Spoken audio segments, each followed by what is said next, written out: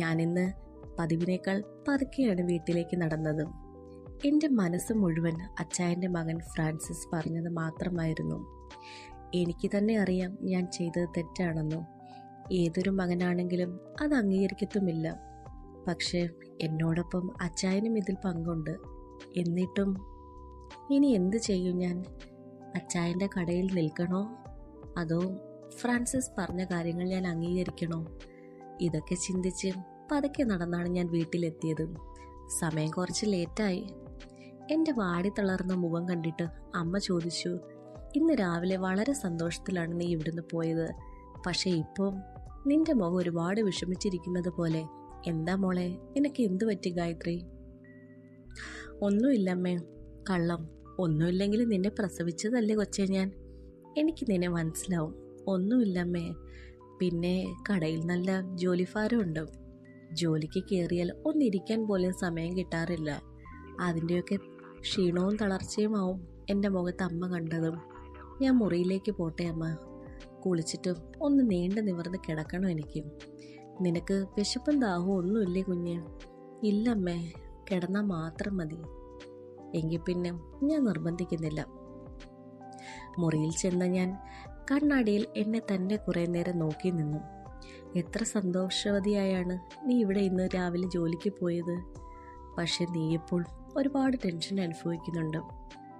Francis എൻ്റെ ജീവിതത്തിൽ വന്നത് എന്തിനായിരിക്കും ദൈവമേ? അച്ചായൻ അറിഞ്ഞാൽ എന്നെ വെച്ചേക്കില്ല. ഇനി അതെല്ലാം ഞാൻ ഫ്രാൻസിസിന് വഴങ്ങി കൊടുക്കാതിരുന്നാൽ അവൻ മമ്മയോട് പറയും. പിന്നെ എനിക്ക് ഈ നാട്ടിൽ പോലും ജീവിക്കാനും കഴിയില്ല. എൻ്റെ അമ്മയും അച്ഛനെയും കുഞ്ഞനിയത്തിയും വിട്ടെനിക്ക് പോവേണ്ടി വരും. എന്തൊരു പരീക്ഷണമാണ് ദൈവമേ എനിക്ക് നീ തന്നതും. എന്നെ തന്നെ ശപിക്കാൻ തോന്നിയ നിമിഷങ്ങളായിരുന്നു അത്. എന്തായാലും ഈ പ്രശ്നത്തിന് ഒരു പരിഹാരം ഞാൻ കണ്ടേ മതിയാവൂ. എനിക്ക് വേണ്ടി ജീവിച്ചയാളാണ് എൻ്റെ അമ്മ. അപ്പോൾ എന്നെ കാരണം ഒരു നാണക്കേടും ഉണ്ടായി ഈ നാട്ടിൽ നിന്ന് പോവേണ്ടി വന്നാൽ അതെൻ്റെ അമ്മയ്ക്ക് താങ്ങാനാവില്ല. പിന്നെ ഞാൻ എൻ്റെ അമ്മയ്ക്ക് വേണ്ടി കഷ്ടപ്പെട്ടതൊക്കെ വെറുതെയാവും. 20ാമത്തെ വയസ്സിൽ എൻ്റെ അച്ഛൻ്റെ പ്രായമുള്ള ഒരാളുടെ കൂടെ ഞാൻ കിടക്ക പങ്കിട്ടത് എൻ്റെ അമ്മയ്ക്ക് വേണ്ടിയാണ്. എന്നിട്ട് ഒരു നിമിഷം കൊണ്ട് ഇതെല്ലാം ഇല്ലാതായാൽ അവിടെ ഞാനാണ് ഇല്ലാതാവുന്നത്.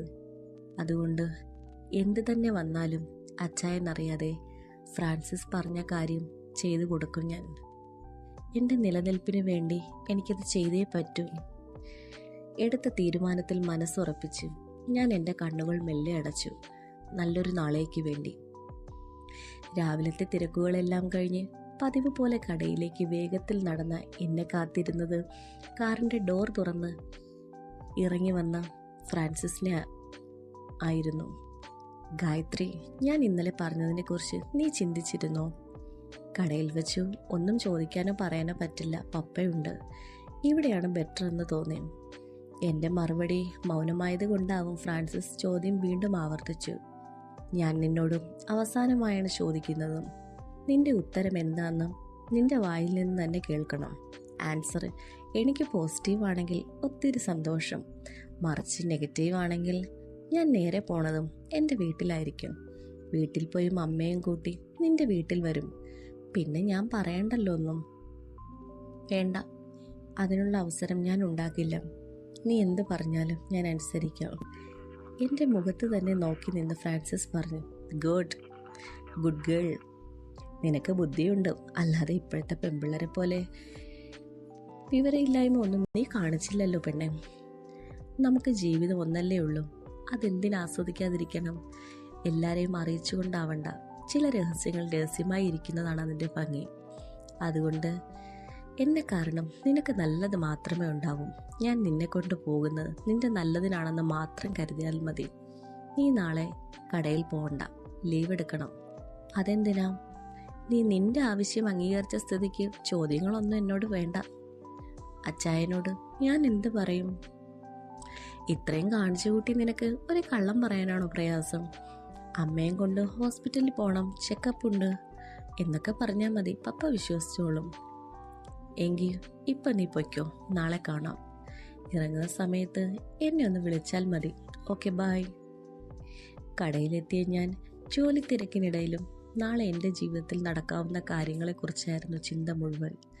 കാറ്റിൽ പറക്കുന്ന അപ്പൂപ്പൻ താടി പോലെ ആ ഒരു ദിവസം കടന്നുപോയി. നേരം വെളുക്കുന്നതേയുള്ളൂ. വീട്ടിലെ ജോലികൾ തീർത്തിട്ട് വേണം എനിക്ക് പോവാൻ.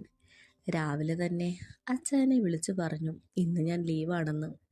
അമ്മയും കൊണ്ട് ഹോസ്പിറ്റലിൽ പോകണം, ചെക്കപ്പ് ഉണ്ടെന്ന് കള്ളവും പറഞ്ഞു. അടുത്ത കോൾ ഫ്രാൻസിസിനെയാണ് വിളിച്ചത്. ഞാൻ എവിടെയാണ് വരേണ്ടത്? നീ ടൗണിൽ വന്നാൽ മതി. വന്നിട്ട് വിളിക്കും. അപ്പോൾ ഞാൻ ലൊക്കേഷൻ പറഞ്ഞു തരാം. പിന്നെ വരുമ്പോൾ നീ നന്നായിട്ട് ഒരുങ്ങി വേണം വരാൻ. ആര് കണ്ടാലും നിന്നെ ഒന്ന് നോക്കണം. മനസ്സിലായോ ഗായത്രി? പറഞ്ഞ സമയത്ത് തന്നെ ടൗണിലെത്തി ഞാൻ കണ്ടത് എനിക്ക് വേണ്ടി വെയിറ്റ് ചെയ്യുന്ന ഫ്രാൻസിസിനെയാണ്. എന്നെ കണ്ടതും ഫ്രാൻസിസ് ആദ്യം പറഞ്ഞത് നീ കാറിലേക്ക് കയറൂ, നമുക്ക് പെട്ടെന്ന് ഇവിടുന്ന് പോകാം. അങ്ങനെ ഞങ്ങൾ കാറിൽ കയറി ആദ്യം പോയതും ഫ്രാൻസിസിൻ്റെ ഏറ്റവും അടുത്ത കൂട്ടുകാരൻ്റെ ഫ്ലാറ്റിലേക്കാണ്. അവിടെ ഫ്രാൻസിസിൻ്റെ 2 കൂട്ടുകാരന്മാരുണ്ടായിരുന്നു. ഒരാൾ സിനിമയിൽ ക്യാമറാമാനാണ്, മറ്റേയാൾ എന്താ പ്രൊഫഷനെന്നും എനിക്കറിയില്ല. അവിടെ വെച്ച് ഫ്രാൻസിസ് ആദ്യമായി എന്നെ ജനിച്ച വസ്ത്രത്തിലാക്കി. ഒരുപാട് ചെയ്തു ഞങ്ങൾ. അച്ഛനേക്കാൾ വലിയ തുമ്പിക്കൈയാണ് ഫ്രാൻസിസിന്. അച്ചായൻ്റെ തുമ്പിക്കൈ വലുതാണെങ്കിലും മകൻ്റെ തുമ്പിക്കൈ അതിനേക്കാൾ ഇരട്ടി വലിപ്പമുണ്ട്. ഇത്രയും വലിയ തുമ്പിക്കൈ കയറി എനിക്ക് കിണറ് പോലെ ആവുമല്ലോ ദൈവമേ. കുറച്ച് പേടിയുണ്ടായിരുന്നെങ്കിലും ഫ്രാൻസിസിൻ്റെ പ്രകടനം എന്നെ ഒരുപാട് രസിപ്പിച്ചു. അച്ചായൻ സുഖിപ്പിച്ചതിന് ശേഷം ആദ്യമായിട്ടാണ് എനിക്കിങ്ങനൊരു അനുഭവം. അച്ചായൻ തന്നതിനേക്കാൾ 100 ഇരട്ടി സുഖമായിരുന്നു അതിന്. എനിക്ക് നിന്നെ കണ്ട ഒറ്റ നോട്ടത്തിൽ തന്നെ ഒരുപാടങ്ങ് ബോധിച്ചു. നീ കൊള്ളാടി പെണ്ണേ. ഒത്ത ശരീരവും പൊക്കവും മുൻപും പിൻപും ഒക്കെ അടിപൊളി. ഇതുപോലെ ഒരെണ്ണത്തിനെയാണ് ഞാൻ ഇത്രയും നാൾ തപ്പി നടന്നത്. ഫ്രാൻസിസ് എന്നെ ആദ്യമായിട്ടാണ് ഇങ്ങനെ നോക്കുന്നത്. ആ ഒരൊറ്റ നോട്ടത്തിലുണ്ട് ഫ്രാൻസിസിൻ്റെ മനസ്സിനുള്ള എല്ലാ മുഖത്ത്. കണ്ടപാടെ കട്ടിലിൽ പേടിച്ചിരുന്നു പോയി ഞാൻ. എന്താടോ തനിക്ക്? നീ നല്ല ചുറുചുറുക്കുള്ള മിടുക്കി കുട്ടിയല്ലേ? ഇങ്ങനെ ആയാൽ പറ്റില്ല. നല്ല ബോൾഡ് ആവണം, നല്ല പെരുമാറ്റവും ഉണ്ടാവണം. ഇനി അതൊക്കെ ശ്രദ്ധിക്കണം. പുറത്തു നിൽക്കുന്ന ആ സാറ് നിന്നെ സിനിമയിലെത്തിക്കും. അതുകൊണ്ട് തന്നെ നിന്റെ ജീവിതത്തിലെ ഒരു സന്തോഷമായ ദിവസം നീ എനിക്ക് സമ്മാനിച്ചേ മതിയാവൂ ഗായത്രി. എൻ്റെ പപ്പയ്ക്ക് അന്ന് നീ കൊടുത്തത് എല്ലാം എനിക്കും വേണം എന്നും പറഞ്ഞ് ഫ്രാൻസിസ് എന്നെ കോരിയെടുത്ത് കട്ടിലിൽ കിടത്തി. എൻ്റെ പപ്പ അറിഞ്ഞതൊക്കെയും നീ എനിക്കായി പങ്കുവെക്കണം എന്ന് വീണ്ടും വീണ്ടും പറഞ്ഞ് എൻ്റെ ചുണ്ടുകളെ അദ്ദേഹത്തിൻ്റെ വായിലാക്കി നുണഞ്ഞു. കൽക്കണ്ടത്തിനേക്കാൾ മധുരമുള്ള ഈ ചുണ്ട് എൻ്റെ പപ്പ ഒരുപാട് തവണ നുണഞ്ഞിട്ടുണ്ടാവുമല്ലേ? നിന്നെ ഒരുപാട് തവണ അറിഞ്ഞാൽ എപ്പോഴും അറിഞ്ഞുകൊണ്ടിരിക്കാൻ തോന്നും. പപ്പയെ കുറ്റം പറയാനും പറ്റില്ല. നീ ഒരു ഒന്നൊന്നര ചരക്കല്ലേ എന്നും പറഞ്ഞ് എൻ്റെ കൈയും മെയ്യും എല്ലാം ഫ്രാൻസിസ് ബന്ദിയാക്കി. എൻ്റെ കൈവിരലുകൾക്കിടയിലൂടെ കൈ ചേർത്ത് പിടിച്ച് എൻ്റെ ശരീരത്തിന് ഫ്രാൻസിസ് തന്ന ചുംബനങ്ങൾക്ക് കൈയും കണക്കുമില്ല. നീ മതിയെന്ന് പറഞ്ഞാൽ പോലും നിനക്കിനി രക്ഷയില്ല പെണ്ണേ. ഒരു തരത്തിൽ ഫ്രാൻസിസിൻ്റെ സംസാരവും സ്നേഹവും പ്രവൃത്തിയും കൊണ്ട് എന്നെ കട്ടിലിൽ നിന്ന് എഴുന്നേൽക്കാൻ പറ്റാത്ത വിധം തളർത്തി കഴിഞ്ഞിരിക്കുന്നു. എൻ്റെ ശരീരത്തിൽ ചുവന്നു തുടുക്കാൻ തുടങ്ങി. ഒന്ന് അനങ്ങാൻ പോലും ആവാതെ ഫ്രാൻസിസ് എന്നെ കളിച്ചുകൊണ്ടേയിരുന്നു, അവന് മടുക്കുവോളം. ഒരു പരിധി കഴിഞ്ഞപ്പോൾ അവൻ്റെ കാലുകൾ ക്ഷീണം കാരണം തളരുന്നത് ഞാൻ കണ്ടു. അപ്പോഴും ഞാൻ പൊട്ടിവിട്ട പട്ടപ്പോലെ കിടപ്പിലായിരുന്നു. ഇനി മതി. നീയും ഞാനും ഒരുപാട് ആസ്വദിച്ചു. നീ കിടന്നോളൂ, ഞാൻ ഇപ്പോൾ വരാം. നിലത്ത് കിടന്ന ഷർട്ടും പാൻറ്റും ഇന്നറും ഒക്കെ എടുത്തിട്ട് ഒരു ക്ഷീണവുമില്ലാത്ത പോലെ റൂമിൽ നിന്ന് പുറത്തിറങ്ങി. ആ ക്യാമറാമാനോട് എന്തോ പറയുന്നത് ഞാൻ കേട്ടു. പറഞ്ഞത് വേറൊന്നുമല്ല, ഇനി നീ കയറിക്കോളൂ.